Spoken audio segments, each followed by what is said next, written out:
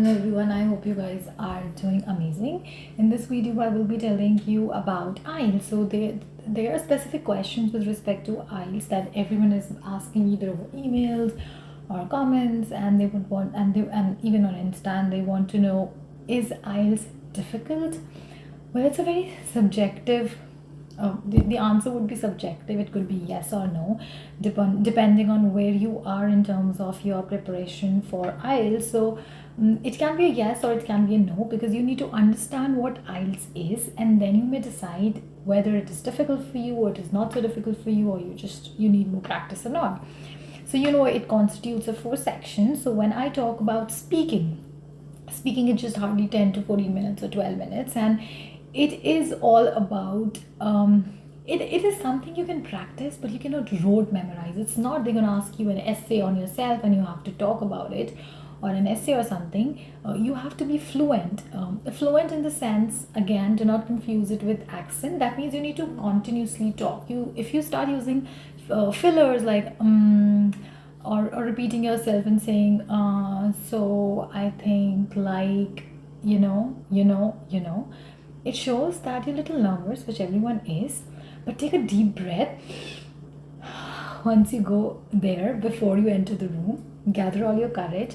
And speaking is just like you talk in everyday life. So let's say you might be using Hindi, or let's say Gujarati or Marathi or French or Spanish or any other language in your day-to-day conversation. Like in my previous video, I said, incorporate into your life as a routine. Start communicating. Let's say, hey, good morning, how are you, or how was your day, or what do you want to have for breakfast, or what do you fancy for breakfast. It's just a fancy way of saying what you fancy. It is just, what do you want to have, what's on your mind. So just say these little sentences, and that's how you incorporate. And initially you might feel, oh, it's looking like it is a forced entry into your daily conversation. It would be initially, yes. Eventually you'll be fine and you'll feel much better. Then I would talk about listening. Remember one thing, they will not repeat anything again. You have to be very clear, calm. You need to focus. There are no multiple choice options like there are in CELPIP. So you have to figure out what did you hear, and then you have to write it, and you have to make sure the spelling is good. Right? So you can practice their free tests that are there, or the kit that you get once you book. Writing is a 60 minutes task. So 20 minutes task 1, 40 minutes task 2. You have to make sure that your writing is coherent.